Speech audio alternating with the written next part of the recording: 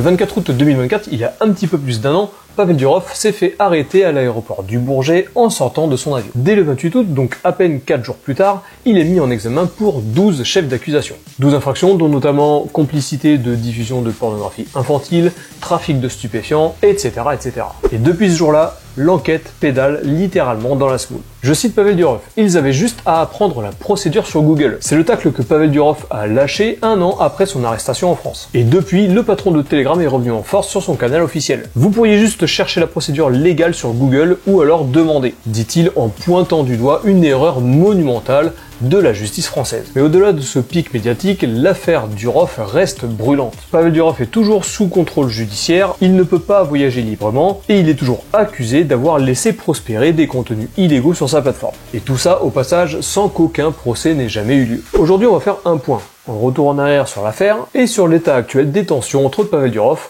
et le gouvernement français. Est-ce que l'application Telegram va être interdite en France ou alors en Europe? Et surtout, qu'est-ce que cette affaire va changer sur nos libertés numériques? On va voir tout ça dans cette vidéo, mais si jamais tu me connais pas, moi c'est le Captain, j'anime cette chaîne depuis 2020, on y parle crypto-monnaie et investissement. Si jamais c'est des sujets qui t'intéressent, n'hésite surtout pas à t'abonner, cliquer sur la cloche, mettre un petit pouce bleu, ça fait toujours plaisir. Tu pourras cliquer sur ces 3 boutons qui m'aident énormément, tu les trouveras quelque part autour de cette vidéo si jamais c'est déjà pas le cas. On va faire le point sur l'affaire Pavel Durov et l'affaire Telegram, mais juste avant, petit instant promo, avec la collaboration commerciale du jour, il s'agit de l'échange décentralisé d'XRP. Les ICO font leur grand retour et cette fois, c'est sur XRP que ça se passe. Tu connais sûrement la force de la communauté qu'il y a autour du XRP de Ripple. Eh bien, le projet dont je vais te parler aujourd'hui, c'est un projet qui est en train de tout casser sur cette blockchain, c'est le DexRP. On est en plein bull run. Bitcoin a fait un ATH au-dessus des 120 000 $. XRP a même battu son record historique à 3,65 $.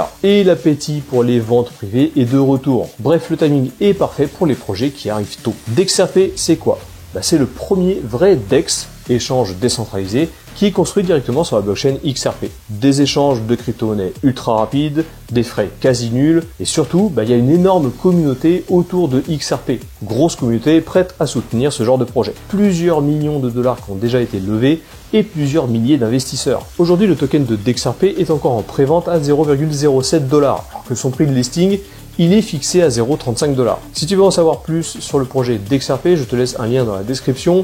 Comme toujours, fais tes propres recherches, mais clairement, DexRP coche toutes les cases du projet early avec un gros potentiel. Ceci n'est pas un conseil en investissement. N'hésite surtout pas à consulter la plateforme DexRP, tu trouveras le lien directement dans la description de cette vidéo et en commentaire épinglé. Et je te le rappelle, fais bien tes propres recherches avant d'investir sur des préventes. Donc on va faire une petite rétrospective et comme je te disais en début de vidéo, tout a commencé le 24 août 2024. À l'aéroport du Bourget, Pavel Durov s'est fait arrêter en sortant de son avion. D'ailleurs, c'est une première historique, le PDG d'une plateforme de communication majeure qui est arrêté pour des actes qui ont été commis par ses utilisateurs. Donc dès le 28 août, il est mis en examen pour 12 infractions, complicité de diffusion pornographique, trafic de stupéfiants, etc., tout ce que je t'ai raconté tout à l'heure, et tout ça en raison du manque de modération de Telegram. Il est placé sous contrôle judiciaire, une caution de plusieurs millions d'euros, il a l'interdiction de quitter la France et l'obligation de se présenter régulièrement à la police. Bref, il a droit à tout le tout-team. L'arrestation provoque un véritable tollé. Tout le monde s'excite sur la toile et Edward Snowden et Elon Musk,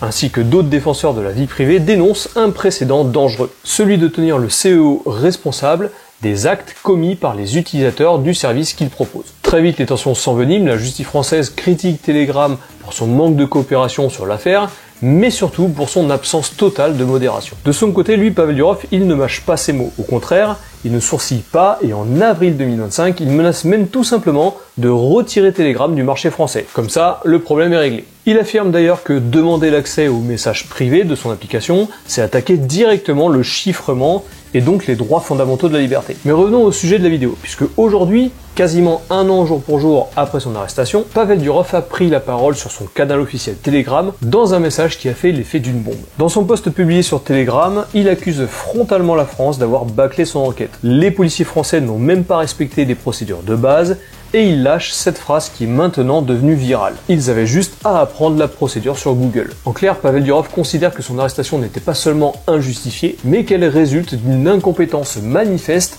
des enquêteurs français. Il parle d'une atteinte énorme à la réputation de la France, le pays des droits de l'homme, qui se retrouve selon lui ridiculisé sur la scène internationale à cause de cette affaire. Mais du coup, concrètement, elle en est où cette affaire? Eh bien, après des mois d'assignation en France, Pavel Durov a obtenu en juin 2025, donc il n'y a pas très longtemps, un allègement de son contrôle judiciaire. Il a pu rentrer quelques semaines à Dubaï, son lieu de résidence. Mais par contre, il n'a toujours pas de liberté totale. Il est obligé de revenir tous les 14 jours en France pour pointer devant les autorités françaises. Et surtout, le pire, c'est que après un an d'enquête, il n'y a toujours pas de procès qui a été fixé, même pas une seule date. L'affaire piétine, les juges d'instruction ne semblent pas bouger d'un poil, bref, l'affaire s'enlise. Dans une série d'interviews qui a été relayée par l'Express ou encore Yahoo News, Pavel Durov raconte ce qu'il vit. Il explique que, dès son arrestation, il a été placé en isolement, sans contact avec ses avocats, et il martèle un argument central. On m'a arrêté pour le comportement des personnes que je ne connais pas, que je n'ai jamais rencontré. On veut me rendre responsable de leurs crimes. Pour lui, la France est en train de créer un précédent extrêmement dangereux,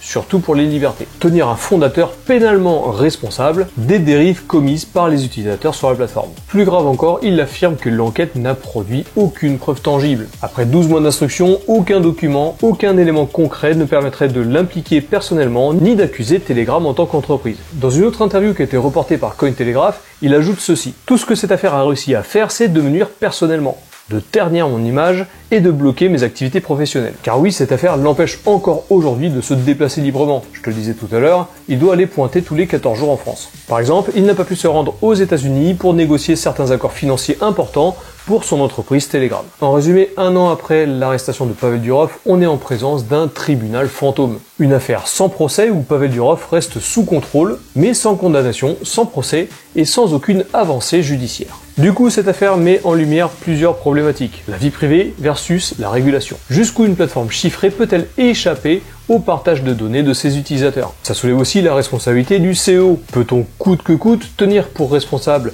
le fondateur d'une plateforme de ce que les utilisateurs publient ou partagent sur le service? Et ça soulève une question de liberté fondamentale. Sommes-nous toujours libres ou est-ce que la liberté numérique est-elle en péril? Si la France gagne ce combat, d'autres États pourraient s'en inspirer. Ça va mettre en péril les libertés numériques en général. Et comme je te le disais en début de vidéo, cette affaire soulève ce problème pour la première fois. Bref, tu l'as compris, cette histoire, l'enquête sur Pavel Durov et sur Telegram n'est vraiment pas simple. D'ailleurs, dis-moi ce que tu en penses dans les commentaires, ça m'intéresse. Est-ce que tu penses que toi, c'est une atteinte clairement aux libertés individuelles, aux libertés numériques, ou est-ce que tu penses que Pavel Durov devrait être tenu responsable? Tu peux utiliser la rubrique des commentaires sous la vidéo, c'est fait pour ça, et moi ça m'intéresse. Est-ce que Telegram va être interdit en France? Pas encore. Mais si cette affaire va jusqu'au bout et que finalement Telegram est amené à être interdit pour ces raisons-là en France, dans ce cas-là, ça serait une première mondiale et ça pourrait marquer un tournant. Selon Pavel Durov, l'image de la France est mise à mal dans cette affaire, et je trouve qu'il a pas mal raison. Et si juger des CEO de plateformes pour les contenus de leurs utilisateurs devient une norme, cela pourrait marquer la fin d'une certaine liberté sur Internet. Et ça, c'est clairement le principal enjeu de cette affaire. Voilà, cette vidéo est terminée, j'espère que tu vois un petit peu plus clair sur où en est l'affaire avec Telegram et Pavel Durov. J'espère que ça t'a plu, si jamais c'est le cas, n'hésite pas à t'abonner, cliquer sur la cloche, mettre un petit pouce bleu parce que ça me donne beaucoup de force. Je te rappelle que je maintiens également un canal Telegram, justement. Tu peux le rejoindre, il est dans la description de cette vidéo. Tant qu'on a accès à Telegram, il n'y a pas de souci. Tu peux le rejoindre, c'est 100% gratuit. Je tiens à remercier encore une fois Dexerp qui est la collaboration commerciale du jour. N'hésite surtout pas à consulter le site internet de Dexerp où tu trouveras la prévente du token. Tous les liens sont dans la description de la vidéo. C'était le Capitaine, on se retrouve bientôt dans une prochaine vidéo. D'ici là, porte-toi bien, fais attention à tes wallets, à tes allocations et je te dis à la prochaine.